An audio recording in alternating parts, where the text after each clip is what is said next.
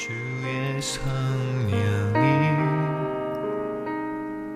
내게 임하셨으니. 네, 하나님의 말씀은 골로새서 1장 9절부터 12절까지입니다. 봉독하겠습니다. 이로써 우리도 듣던 날부터 너희를 위하여 기도하기를 그치지 아니하고 구하노니 너희로 하여금 모든 신령한 지혜와 총명의 하나님의 뜻을 아는 것으로 채우게 하시고 주께 합당하게 행하여 범사에 기쁘시게 하고 모든 선한 일에 열매를 맺게 하시며 하나님을 아는 것에 자라게 하시고 그의 영광의 힘을 따라 모든 능력으로 능하게 하시며 기쁨으로 모든 견딤과 오래 참음에 이르게 하시고 우리로 하여금 빛 가운데 성도의 기업의 부분을 얻기에 합당하게 하신 하나님 아버지께 감사하게 하시기를 원하노라. 아멘. 바울은 골로새 교회를 위해 기도합니다. 골로새 교회의 소식을 들은 날부터 그치지 않고 기도합니다. 기도의 내용을 원어로 보니 하나의 기도 내용이 있고 그 내용에 다른 모든 것들이 파생되는 것을 발견할 수 있습니다. 이렇게 하면 so that 이렇게 될 것이다 라고 되어 있어요. 그 하나의 기도 내용은 너희로 하여금 모든 신령한 지혜와 총명을 통해 하나님의 뜻을 충분히 알게 되도록 하여, 너희가 모든 신령한 지혜와 총명을 통해 하나님의 뜻을 충분히 알도록 되어 그래서 이렇게 되기를 원하노라 라고 되어 있습니다. 그렇게 되면 나머지 기도들이 응답된다는 것이죠. 한편 신령한이라는 단어는 당연히 성령의 역사를 배제할 수 없습니다.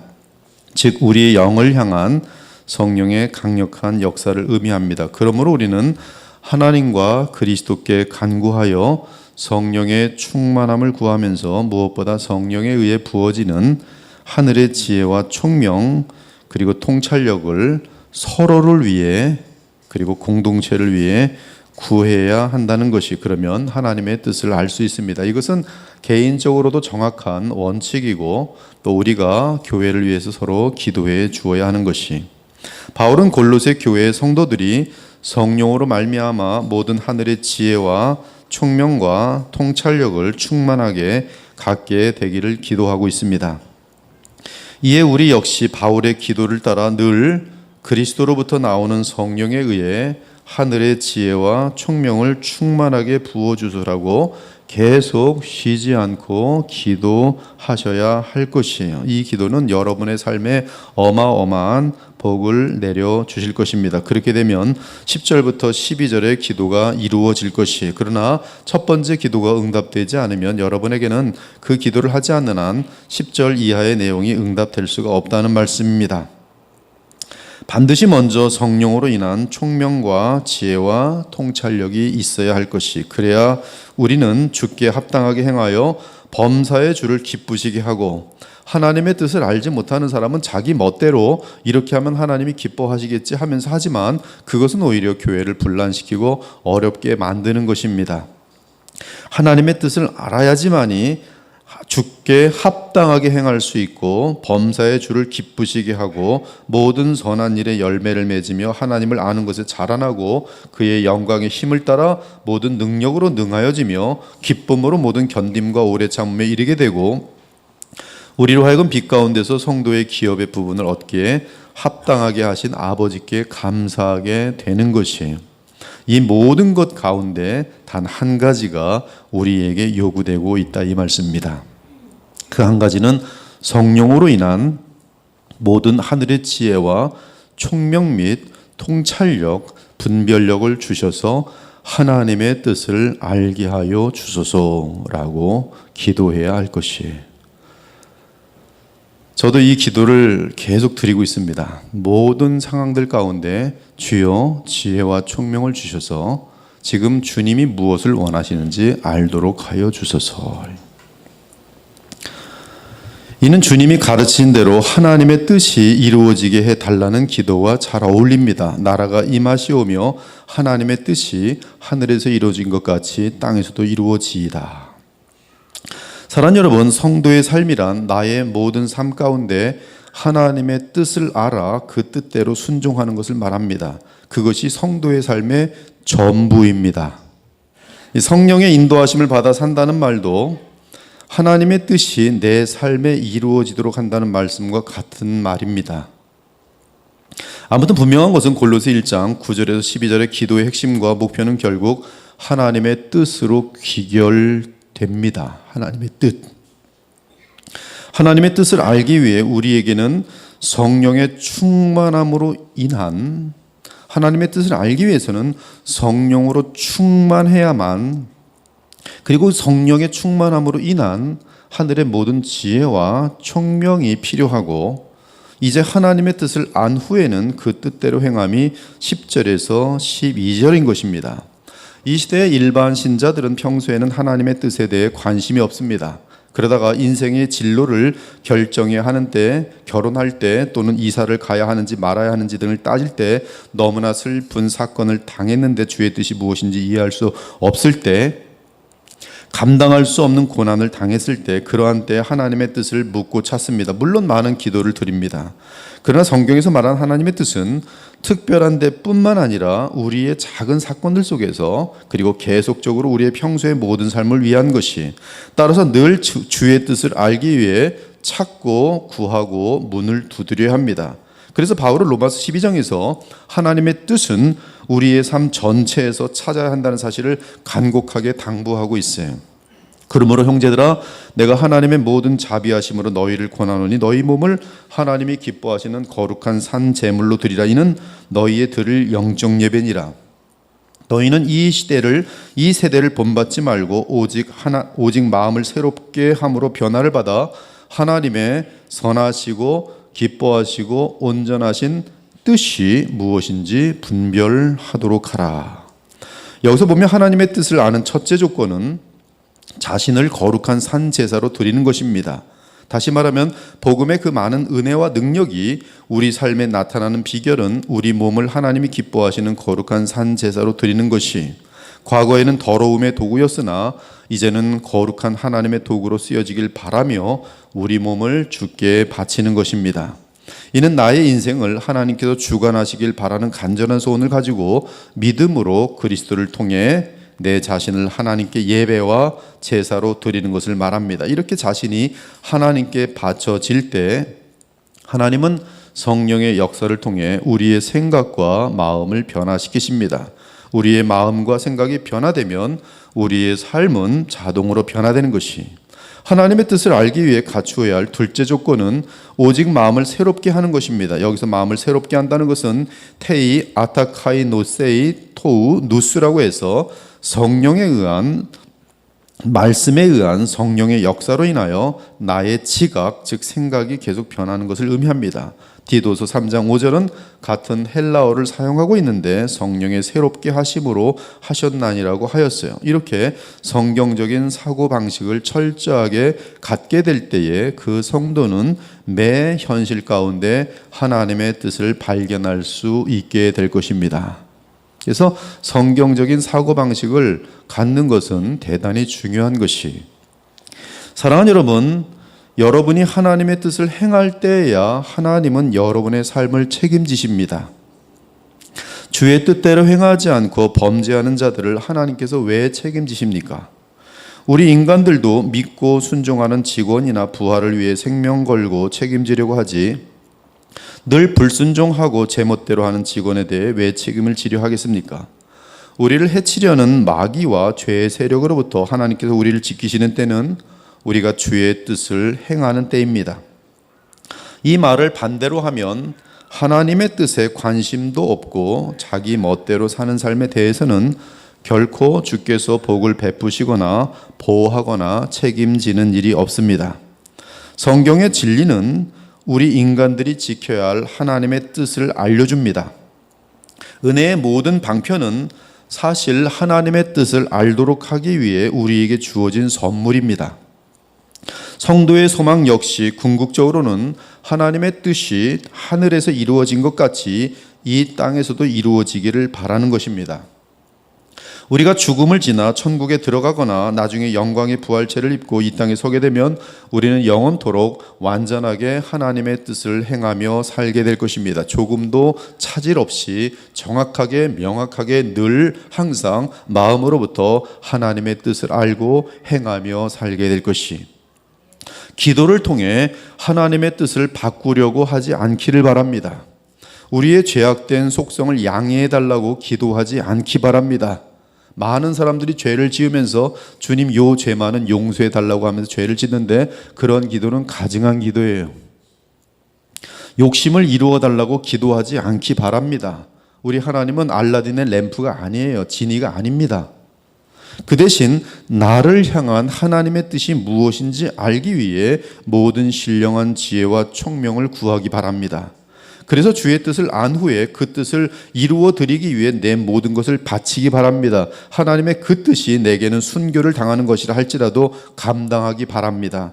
그것이 성도에게 마땅한 것이, 즉 기도는 하나님의 뜻을 바꾸려고 하는 것이 아니라 도리어 내가 하나님의 뜻 가운데 들어가 그 뜻대로 행하게 하기 위해서 나를 복종시키기 위해 자기를 부인하기 위해 쉬지 않고 해야 되는 것이 기도인 것이, 하나님의 뜻이 우리의 믿음과 순종을 통해 이루어지면 그곳에는 하나님의 나라가 임합니다. 따라서 평강과 사랑과 거룩함과 감사가 넘치게 돼요. 어디에? 하나님의 뜻이 이루어지는 곳에. 하나님께서 임하시고 친히 우리의 삶과 영혼을 책임지십니다. 반면 하나님의 뜻이 이루어지지 않으면 이는 반역을 의미하며 또한 죄악을 의미하고 나아가 마귀가 그곳에서 왕노릇하는 것을 뜻합니다. 그러므로 주의 뜻이 이루어지지 않는 곳에는 언제나 분열과 미움과 교만과 더러움과 폭력과 협박과 거짓과 부정이 난무합니다. 사랑하는 여러분, 우리는 하나님의 뜻 안에서 태어나 하나님의 뜻을 이루도록 거듭난 사람이 되었습니다. 주 예수께서 자신의 생명을 바쳐 우리의 죄값을 치러주신 이유 역시 우리로 하여금 하나님의 뜻을 이루라고 그렇게 하신 것이며, 심지어 만왕의 왕이 되시고 만유의 주가 되셔서 성령을 보내심도 우리의 삶 전체에서 하나님의 뜻을 이루라고 보내어 주신 것입니다. 성령 왜 우리에게 임재하시는가? 여러분 무슨 신비 체험하고 눈 돌아가라고 하신 게 아니고 하나님의 뜻을 알아 행하라고 보내주셨다, 이 말씀이에요. 제일 중요한 부분이. 그러므로 성령 충만하다 하면서 돈 띄어먹거나 무슨 바가지 긁거나 이러면 하나님의 뜻대로 하지 않으면 그 사람은 지금 성령으로 인도함을 받는 것이 아닙니다. 자기 감정에 속고 있는 것이. 그러므로 우리의 인생 자체가 하나님의 뜻을 이루고 있으면 성공이고 그렇지 않으면 실패입니다. 이러한 관점에서 보면 불신자들은 근본적으로 하나님의 뜻을 그들의 삶 속에서 이루지 못하니 하나님이 보시기에는 반역의 존재일 뿐입니다. 반역의 존재일 뿐이에요. 아무 하나님의 뜻을 전혀 이루지 못합니다. 이룰 수도 없고요. 한편 신자들이 주의 뜻에 위배될 때는 여전히 하나님 나라의 풍성함과 보호와 은혜와 평강과 능력을 맛볼 수 없고 도리어 마귀의 공격에 노출됩니다. 그러므로 우리의 삶의 궁극적인 성패는 오늘이라는 날에 날마다 순간마다 하나님의 뜻을 찾아 그 뜻을 이루어 드리는지 그렇지 못한지에 달려 있습니다. 그러므로 하나님의 뜻을 알아내어 그 뜻에 순종함이 오늘을 사는 우리 성도들의 최고의 관심이어야 하며 우리의 현재 삶의 최고 목표이어야 합니다. 하나님의 뜻이 무엇인가를 날마다 찾으셔야 돼요. 그리고 모든 복음, 성령의 역사, 심지어 예수 그리스도의 십자가 사건까지도 하나님의 뜻을 이루기 위한 역사라는 것을 기억하기 바랍니다. 즉 예수님 그리고 성령님 역시 하나님의 뜻을 이루기 위해 이 땅에 오셨어요. 바울의 고백입니다. 그리스도께서 하나님 곧 우리 아버지의 뜻을 따라 이 악한 세대에서 우리를 건지시려고 우리 죄를 대속하기 위하여 자기 몸을 주셨으니 영광이 그에게 세세토록 있을지어다. 예수께서 이 땅에 오신 것은 아버지의 뜻을 따라 아버지의 뜻을 이루기 위해 오셨음을 정확히 알려주고 있어요. 그리고 예수님께서는 자신의 삶을 향한 궁극적인 아버지의 뜻은 십자가인 것을 알고 순종했습니다. 그러나 하나님의 아버지의 뜻을 찾고 확인하는 과정에는 예수님께서 인자로서 여러 갈등이 있었어요. 이르시되 아버지여 만일 아버지의 뜻이거든 이 잔을 내게서 옮기시옵소서. 그러나 내 뜻대로 마옵시고 아버지의 뜻대로 되기를 원하나이다. 그리고 영원한 세상으로 이어지는 것은 오직 하나님의 뜻대로 행한 것들과 또한 그 뜻대로 행한 자들입니다. 이 세상도 그 정욕도 지나가되 오직 하나님의 뜻을 행하는 자는 영원히 거하느니라. 모든 다른 것들은 다 썩어질 것이며 다 지나갈 것입니다. 그래서 허무하고 무상할 것이며 심지어 하나님의 거룩한 심판의 대상이 될 것입니다. 그러나 오직 하나님의 뜻을 행한 자들만이 영원히 이 땅에 남아 영원토록 주의 뜻 가운데 행하며 천국을 누릴 것입니다. 시편의 기도가 얼마나 아름다운지 모릅니다. 저를 따라 기도해 보길 바랍니다. 주는 나의 하나님이시니 나를 가르쳐 주의 뜻을 행하게 하소서. 개역개정 너무 번역 잘했어요. 시편 143편 10절입니다. 주는 나의 하나님이시니 나를 가르쳐 주의 뜻을 행하게 하소서. 그러므로 복음 안에서 성령의 풍성한 역사 가운데 하늘의 모든 신령한 지혜와 총명을 얻어 하나님의 뜻을 알기를 바랍니다. 그리고 그 뜻에 신속하게 순종함으로 하나님의 궁극적인 뜻이 우리의 삶에 이루어져서 하나님께는 큰 기쁨이요 우리 모두에게는 한없는 영광과 복락이 되기를 바랍니다. 이제 현실 가운데 하나님의 뜻을 아는 비결을 몇 가지 소개하겠습니다. 먼저 잘못된 방법을 알려드리겠어요. 잘못된 방법은 성경과 성령에 의한 방법이 아닌 것을 말합니다. 그러한 첫 방법으로는 첫 번째, 즉 가장 흔히 잘못된 하나님의 뜻을 근본적으로 잘못 찾으려는 시도에 대한 것은, 첫째는 어떤 게 있냐면 신비한 방법을 통해 미래를 알아내려고 하는 시도입니다. 예를 들어 점을 치는 식으로 하나님의 뜻을 알아내려는 것이에요. 제가 어떤 책을 말 안 하겠지만 한국의 베스트셀러에 가까운 책들이 하나님을 점장이로 만들어 놓고서 내가 어떻게 해야 사업이 잘 되고 어떻게 해야 복을 받는지 하나님의 뜻을 찾는 쪽으로 사람들을 미혹해 놓고 있어요. 한국교회 전체가 그 책 읽고 있습니다. 그리고서 자기 속에 있는 욕망과 야망을 기도를 통해서 하나님의 뜻을 미리 알아내는 것으로 기도하고 있어요. 그리고 거짓 목사들은 이렇게 하면 그걸 알려준다고 뭐 예언자 학교도 있고 별거 다 있습니다. 그들 속에는 다 이 썩은 욕심들로 가득 차 있어요. 어떻게 하면 어디 가서 살아야지 우리 아이들은 인류대에 갈 수 있을까? 어떻게 해야 사고 나지 않을까? 뭐 이런 것들이 전체. 어떻게 하면 애군을 당하지 않을까? 그래서 점치는 식으로 하나님의 뜻을 알아내려는 것이에요. 이러한 방법을 사용하는 대부분의 사람들의 깊은 동기는 세속적인 성공과 풍요와 세상적인 복을 추구하는 것입니다. 하지만 이러한 방법은 하나님 앞에 대단히 악한 방법이에요. 하나님은 어쩌면 허락해 주셔서 망하게 하실 것입니다. 또는 이 정도는 아니라도 하나님과 흥정하는 방법도 그릇된 방법입니다. 주님, 제가 이번에 11조를 드릴 터이니 이 회사를 떠나야 할지 남아야 할지 알려주세요. 제가 승진하면 제가 이 회사에 남는 것이 주의 뜻이라 믿을 것이며 승진하지 못하면 떠나는 것이라고 주의 뜻으로 알겠습니다. 이거 뭐 완전히 지 멋대로 다 그냥 하나님 뜻 자기가 정해놓고 승진하면 하나님 뜻 여기 있으라는구나, 승진하지 못하면 떠나라는구나. 그리고 이제 11조를 내면서 그렇게 기도를 하는 거예요. 목사님 그런 사람 있을까요? 많아요. 여러분들이 지금 특이한 사람들입니다. 지금. 또는 우연한 사건에 주의 뜻을 거는 것입니다. 주님, 제가 신학을 해야 할지 말아야 할지 모르겠습니다. 어떻게 해야 될지 골치가 많이 아픕니다. 내일 날씨가 좋으면 신학을 하고 비구름이 끼면 주께서 저를 부르지 않으시는 것으로 여기겠습니다. 정말 이렇게 결정하는 분들 있습니다. 더 심한 것은 너무 황당한데, 오른쪽으로 치면 이쪽이 동쪽으로 가면 뭐 어느 띠냐, 그 방향을 정하는 거예요. 선교사가 또 어디로 갈지. 별일 다 있습니다. 어떤 30대 집사님이 선교 대회에서 선교사로 서원하였습니다. 그러나 집에 돌아오니 마음이 다시 갈등이 생겼어요. 그래서 다시 한번 하나님의 뜻을 확인합니다. 하나님, 내일 아침 일어나서 우리 아내가 바가지를 긁으면 직장 생활을 하라는 뜻을 알고 안 긁으면 그래도 같이 가야 되니까 선교사가 되겠습니다. 이게 다 지금 다 엉터리 중에 엉터리인데 이러한 방법을 사용한다는 것이에요. 이런 식으로 하나님의 뜻을 알아보려는 것은 과거의 이방 종교에서 동물을 죽인 후 간의 색깔을 보고 전쟁을 치를 것인지 말 것인지, 또 무슨 불 같은 거 아이들 번제로 들여놓고 불 방향이 동쪽으로 갈 것인지 말 것인지, 이래서 전쟁을 할 것인지 말 것인지 정하는 것과 대단히 유사한 방법이에요.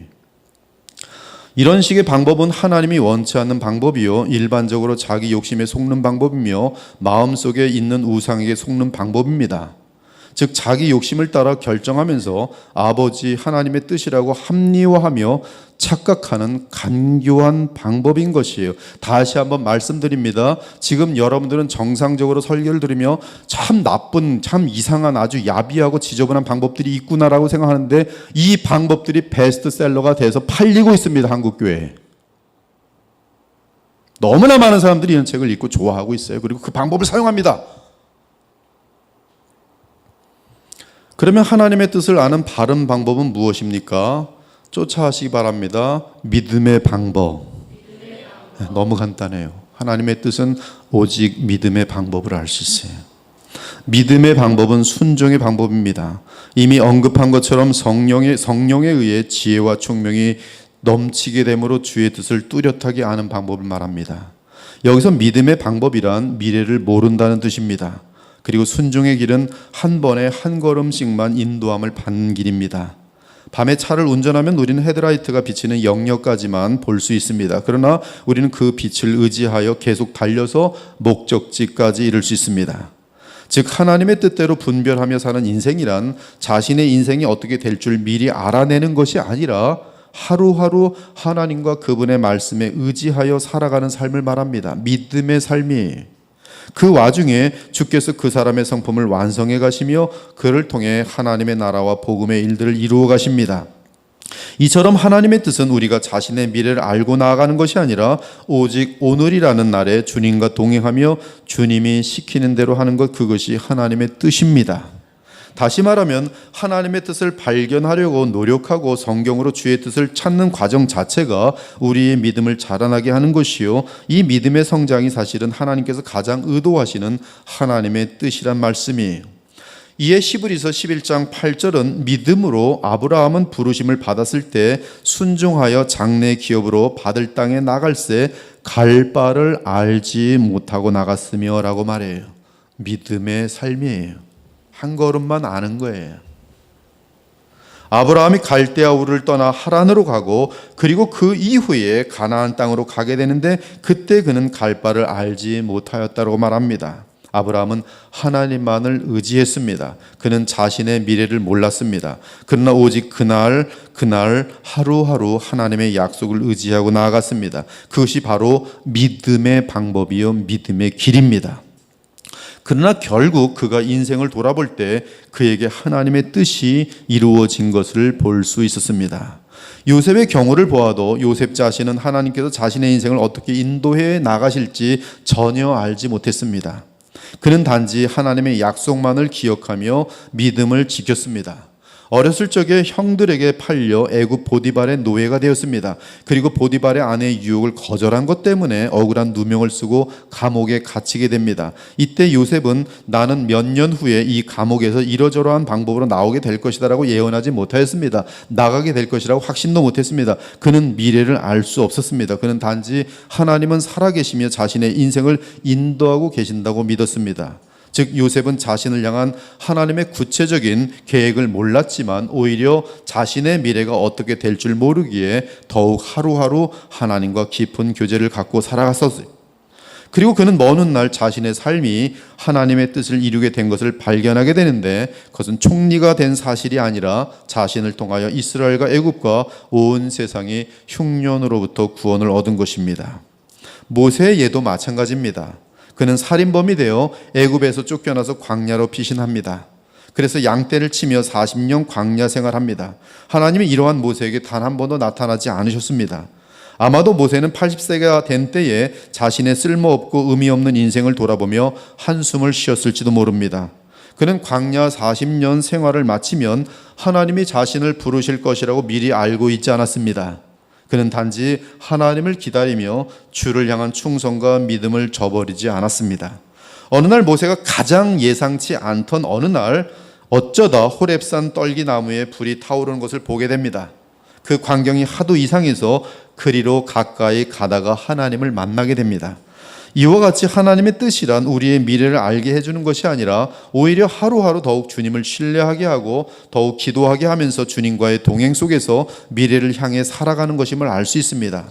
이렇게 매일을 믿음으로 살도록 인도하는 것이 하나님의 방법입니다. 이는 바로 우리 인생의 가장 큰 복은 날마다 주님을 의지하며 사는 삶 그 자체이기 때문에 그래요.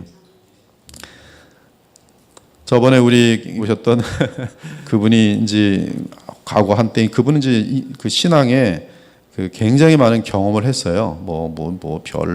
신사도에도 가고 무슨 제자 훈련도 하고 별걸 다 해봤는데 그 이제 무슨 예언자라는 사람이 만난 집에서 멀리 이렇게 앉아 있는데 자기를 향해서 막 손을 하면서 나를 갑자기 당신 굉장히 세계적으로 훌륭한 사람이 될 거로 예언을 막 해주더래요. 기분이 나쁘진 않았답니다. 근데 먼 날 돌아보고 이건 하나도 이루어지지 않고 그 예언한테 그때 그 사람한테 듣고서 혹한 것에 대해서 되게 억울해하더라고요. 내가 그렇지만 않았으면 좀 다르게 살 수 있었을 텐데 이 사람은 자기를 훌륭하게 해줄 거라는 예언 하나 듣고서는 그게 어떻게 이루어지지 않을까 이런 기대를 갖고 왔는데 그것이 얼마나 신앙을 망쳐놨는지를 얘기하는 내용이란 말이에요. 지금 헛된 그냥 집에서 막 예언하는 척하면서 어디로 가면 될 것입니다. 그러므로 미래를 알아내려는 의도로 하나님의 뜻을 알려고 하지 않길 바랍니다. 이는 하나님의 의도와 전혀 상반되기 때문에 마귀의 덫에 빠지기 십상이. 사실 성경은 개인의 미래를 알려고 하는 시도에 대해 가증한 악으로 간주합니다. 사무엘상 28장을 보면 사울 왕은 블레셋과의 전쟁에서 그 승패를 알고 싶어서 엔돌에 신접한 무당 여인을 만납니다. 왜 만나요? 전쟁 결과를 알고 싶어서. 그러나 오히려 그 일은 하나님의 진노를 불러일으키는 가장 분명한 큰 죄가 된 것을 보게 됩니다. 그래서 미래를 알게 된 사울 왕은 도리어 블레셋과의 전쟁에서 비참하게 죽게 됩니다. 사랑 여러분, 목사라고 하면서 예언의 은사가 있다고 하면서 여러분의 미래, 사업의 미래, 자녀들의 미래를 알려주겠다고 하면 그는 거짓 선자요 가짜 목사인 줄 믿으시기 바랍니다. 예언의 은사를 가졌다고 하는 어떤 목사님은 실제입니다. 이건 제가 직접 경험한 것이에요. 어디까지 정보를 주진 않겠지만 이건 아주 유명한 목사 얘기입니다. 지금도 살아 계십니다. 교인 신방을 하십니다. 교인은 이제 어디서 사업을 해야 될지 묻습니다. 그 목사님은 그 가게 자리에 과거 역사를 알아오라고 주문합니다.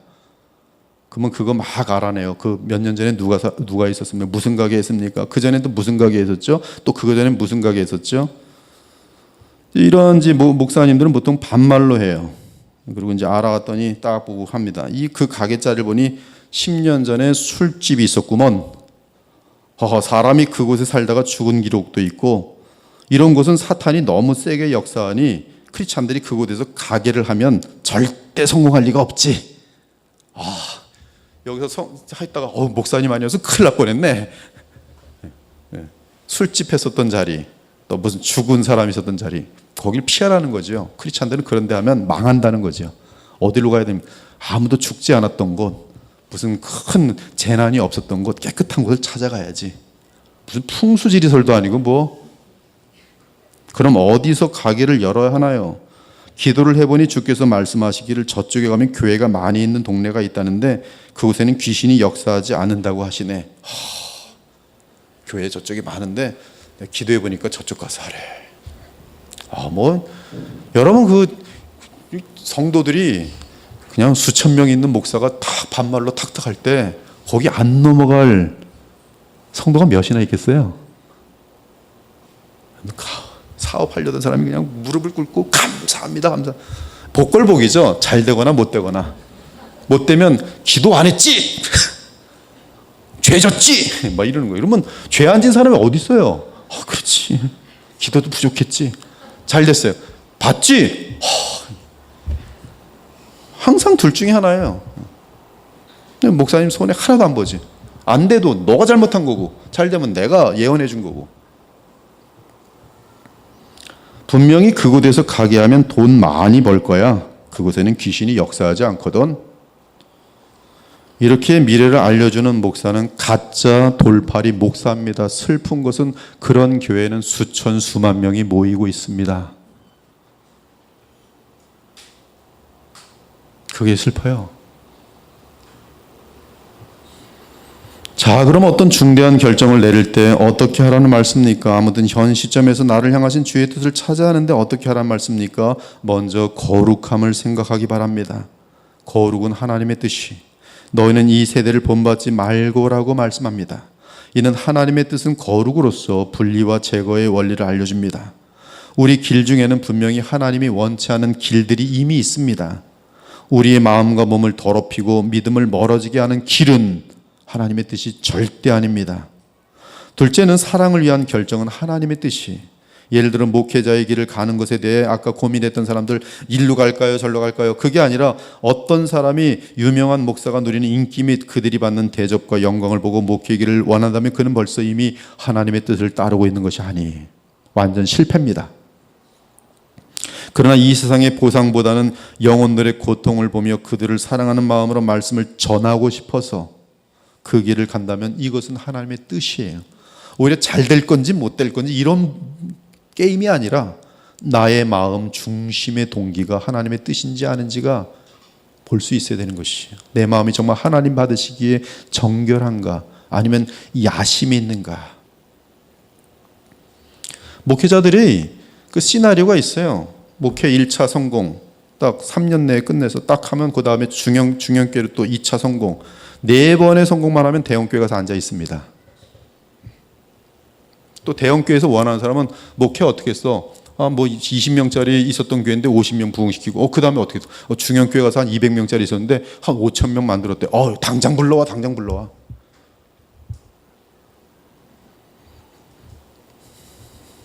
그런 것들은 지금 하나님의 뜻과는 전혀 무관한 세속의 방법들이고 인간들의 방법이, 한 영혼에 대한 사랑으로 말씀을 전하고 싶어서 그 나의 이 말씀을 듣는 사람이 한 사람이라 할지라도 만 명이라 하지라도 개의치 않고 내가 진실한 하나님 말씀을 전하고 싶은 주를 향한 충성심이 불타올라서 그 길을 간다면 그것은 하나님의 뜻이에요. 거기에 무슨 계산이 필요합니까? 셋째는 은사의 권리입니다. 즉 자신의 은사와 재능에 가장 잘 맞는 쪽으로 나아가는 것이 주의 뜻이에요. 제가 상담을 많이 하는데 많은 실패자들이 부모들이 망쳐놓은 자녀들이 많습니다. 나는 절대로 의사가 안 될, 의사 하고 싶지도 않고 의사 기질도 안 맞는데 의사를 만들어 놔요, 부모들이. 그 사람은 의사 가서요, 나중에 나이 한 40, 50대 되면요 부모들한테 욕합니다. 인생 실패했거든요. 교사 체질하는데 교사를 만들어 놔요. 부모들이 교계 쪽에 뭐 이렇게 막 연결돼서 힘을 써가지고 교사를 만들어 놨던데 안 맞거든요. 안 맞으니까 중간에 탈락한다고요. 그러면 탈락해서는 그 모든 핑계를 누구에게 되는지 알아요? 아빠, 엄마, 왜 나 만들어갖고 이렇게 인생 실패하게 만들었어? 평생 쫓아와요, 평생. 가족이 아주 풍지박산입니다. 은사와 재능에 맞지도 않는 거 가지고 뭐 변호사가 좋다니까 변호사 아무나 만들어 놓고서, 말을 잘해야지 변호사지, 말 못하는 사람 변호사, 완전 바보예요, 완전 바보. 자신의 은사와 재능에 가장 잘 맞는 쪽으로 나아가는 것이 주의 뜻입니다. 그 이유는 사람들은 각자 하나님께서 주신 재능과 은사가 있기 때문에 그래. 그러므로 하나님의 뜻은 일반적으로 자신이 제일 하고 싶은 것을 하는 것이에요. 물론 제일 하고 싶은 것은 죄와는 무관한 것으로서 더러운 육체적 욕심, 이생의 자랑, 안목의 정욕, 육체의 정욕 때문에 하는 것이 되어서는 안 됩니다. 다만 하나님이 주신 내 자신의 적성과 체질에 의하여 하고 싶은 것을 하는 것을 말합니다. 즉 하나님께서 우리에게 주신 은사와 재능을 성실히 개발하는 것, 그것이 하나님의 뜻이에요. 넷째는 주의 영광을 위해 결정하는 것은 하나님의 뜻입니다. 창세기 26장을 보면 이삭이 우물을 팝니다. 이때 그랄 사람이 그 우물을 빼앗습니다. 이때 이삭은 그들과 전쟁이나 싸움을 할 수 있었습니다. 충분했었어요. 그러나 계속 양보합니다. 왜? 하나님의 영광 때문에 그래요. 자녀 사랑하는 사람들, 가정 사랑하는 사람은요, 부부싸움 할 때도 절대로 애들 앞에서 안 합니다. 가정 사랑하지 않는 사람들이 그냥 애들 보는 데서 집어 던지면서 싸우는 거예요. 그러면 애들은 그냥 다 망칩니다. 근데 애들 앞에서 싸우지 않는 부모들은 싸우더라도 애들이 못 봤기 때문에 우리 엄마 아빠는 평생 친한 줄 알아요. 다들 싸우고 있는지. 그래서 숨어서 싸우는 거죠. 사랑하기 때문에 그래요. 교회도 마찬가지입니다. 싸울 사람 있으면 따로 불러서 저 딴 데 산에 가서 싸우시면 돼. 성도들 있는 데서 이 아이들 자라나는데 얼마나 이 꽃동산 같은 아이들이 있는데 여기서 싸우면 막 소리 지르고 그래 뭐 큰일 납니다. 교회 분위기 확 날아가는 거예요. 아이들한테 오는 충격은 대단히 큽니다. 하나님의 영광을 위해서 가리는 거죠. 가리는 거예요. 저도 이 회의할 때 싸울 일들이 생겨요. 근데 눈치를 봅니다. 있나 없나? 없구나. 그러면 싸웁니다. 한번 해보자. 논리적으로 따져보자. 근데 있으면 안 합니다. 왜? 딴 사람들이 연약한 사람들이 시험 드니까. 이 상황은 계속 양보했어요. 세상 사람들과 악을 다투면서 경쟁하기보다 하나님의 이름의 영광을 생각하면서 양보한 것이 항상 믿음이 연약한 자들이 있다는 것을 늘 생각하면서 하나님의 영광을 위해서 한 영혼을 위해서 삼가는 거죠. 결국 하나님께서 이삭에게 가장 좋은 우물을 주십니다. 그리고 더 이상 그럴 사람들이 따지지 못하도록 하나님께서 이삭을 보호해 주십니다. 그곳 우물 이름이 바로 르호봇이. 마지막으로 하나님의 섭리와 성령 안에서 깨어 기도함으로 받는 지혜와 총명입니다. 시작할 때 하신 말씀드렸던 내용이에요. 성령으로 충만한 가운데 날마다 지혜와 총명을 구하는 거예요. 깨어있는 성도는 주님과 한마음을 갖기 때문에 주의 섭리 가운데 발생하는 모든 사건들 속에서 주의 뜻을 분별할 수 있어요. 주의 뜻을 분별하는데 이 지혜와 총명을 가장 많이 주는 책이 있으니 저는 우리 그리스도의 보혈교회 모든 분들이 지혜와 총명과 통찰력으로 충만하여지기를 정말 간절히 원하는데, 그러면서 구체적으로 여러분들에게 도전하는 것은 잠언을 많이 읽으세요. 잠언을 많이 읽으면은 굉장히 온전해져서 많은 사람들을 바르게 인도할 수 있는 도구로 쓰임 받을 것입니다. 복음 안에서 잠언을 많이 읽으십시오. 그리고 잠언대로 기도하세요. 오늘도 저도 잠언 아침에 2장을 보는데 하나님을 아는 지식과 그 통찰력에 대해서 얼마나 그것이 무한한 힘을 가지고 있는지 정말 다시 한번 또 무릎을 꿇게 또 되더라고요. 잠언 많이 읽으세요. 잠언에 보면 가장 많은 내용이 뭐에 있는지 아십니까? 말에 있어요. 말, 혀. 혀 하나에 의해서 살리기도 하고 죽이기도 하는 것이. 하나님의 뜻은 대단히 많은 부분이 혀와 달려요. 혀. 하나님의 뜻을 인식하는 사람은 그 혀가 주의 뜻을 위해 쓰여요. 하나님의 뜻을 모르는 사람은 픽팍하게 혀에서 독이 나가버려요. 다 모든 걸 망쳐버리는 거예요. 자녀 교육도 망치고, 가정도 망치고, 교회도 망치고, 사회도 망치고. 늘 깨어서 주여 지혜를 주시옵소서, 총명을 주시옵소서. 제가 말하는 것이 주의 뜻을 이루길 원하는데 어떻게 해야 됩니까? 여기서 어떻게 행동해야 됩니까? 계속 기도하는 거예요. 따라서 말씀과 기도 가운데 정확하게 주의 뜻을 따라 행할 수 있습니다. 또 여호와를 기뻐하라. 저가 네 마음의 소원을 이루어 주시리라. 너희 안에 행하시는 이는 하나님이시니 자기의 기쁘신 뜻을 위하여 너희로 소원을 두고 행하게 하시나니. 주님을 사랑할 때 주님의 뜻을 행하고 싶은 마음이 우리 마음속에 막 생겨난다는 것이 얼마나 자연스럽게 하나님의 뜻을 행하게 되겠습니까? 너희 중에 누구든지 지혜가 부족하거든 모든 사람에게 후히 주시고 꾸짖지 아니하시는 하나님께 구하라. 그리하면 주시리라. 너희는 내게 부르짖으며 와서 내게 기도하면 내가 너희를 들을 것이요 너희가 전심으로 나를 찾고 찾으면 나를 만나리라. 우리 조은목 전사님 여기 이제 앞으로 목사가 될 텐데 지혜가 많아야 돼요. 총명이 넘쳐야 돼요. 그러려면 성경도 많이 봐야 되고 잠언도 많이 봐야 돼요.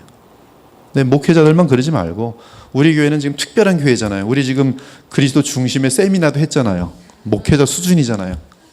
많은 목사들이 와서 아마 꼬리 내리고 도망갔을 거예요. 여러분들은 지금 수준이 많이 높아서니까 정말 하나님의 뜻대로 행할 수 있는 사람들이 되면 이 교회를 이 시대에 하나님이 어떻게 사용하실지 주님만이 알고 계세요. 굉장히 놀라운 일이 생길 수도 있어요. 목사의 이름보다 교회 이름이 유명해지는 것을 한번 보고 싶어요. 그리스도의 보혈교회. 교회 역사 속에서 교회 이름이 남는 걸 보고 싶어요. 교회 이름. 그리스도의 보혈교회가 그 이름이 남았으면 좋겠어요. 그것은 여러분의 몫이에요.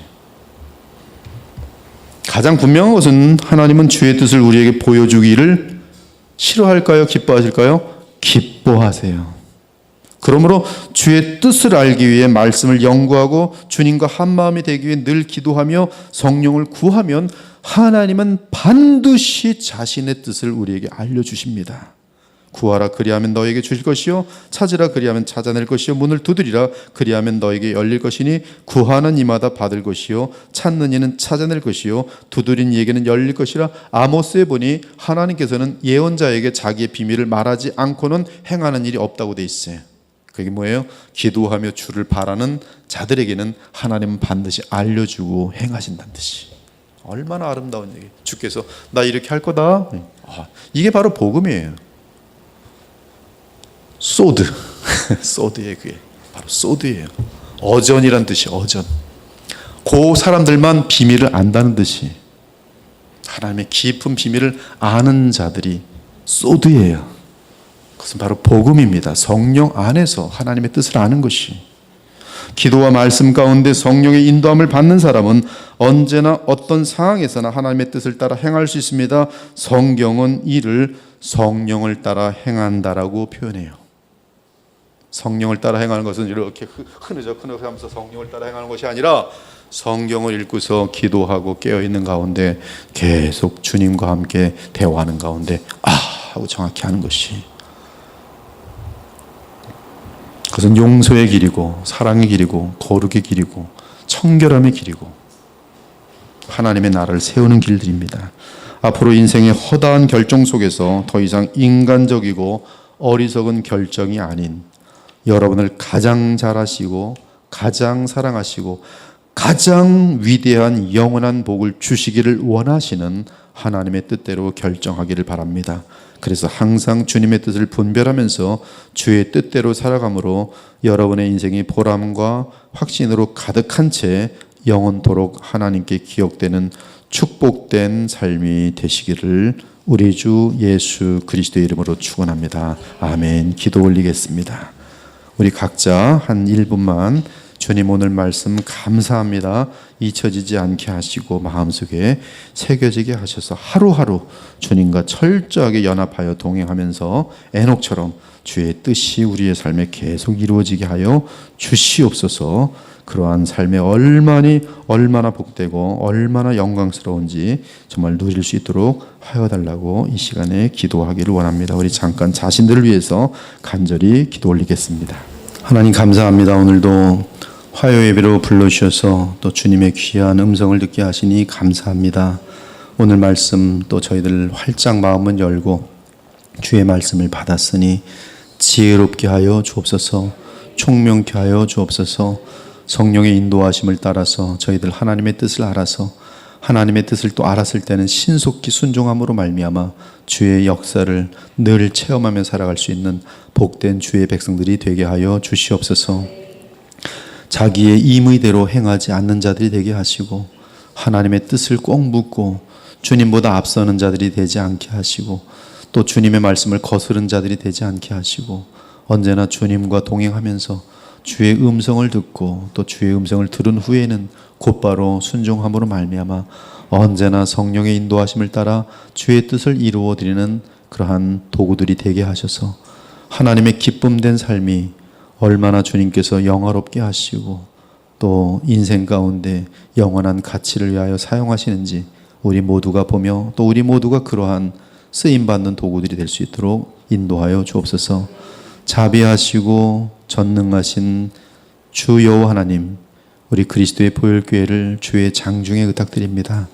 주님이 이 교회를 통해서 한국 교회를 이끌 수 있는 영적 지도자들이 많이 배출되게 하시고 이 교회 자체가 복음에 든든히 서서 정말 주님의 뜻을 알지 못하고 방황하는 허다한 교회들에게 참된 교회의 모습이 무엇인지를 도전하여 주고 제시할 수 있는 모범된 교회 될 수 있도록 주님께서 이 교회에 촛대를 세우시며 임재하여 주시고 영광을 나타내시고 친히 많은 영혼들로 영화로운 나라에 들어갈 수 있도록 인도하여 주시옵소서.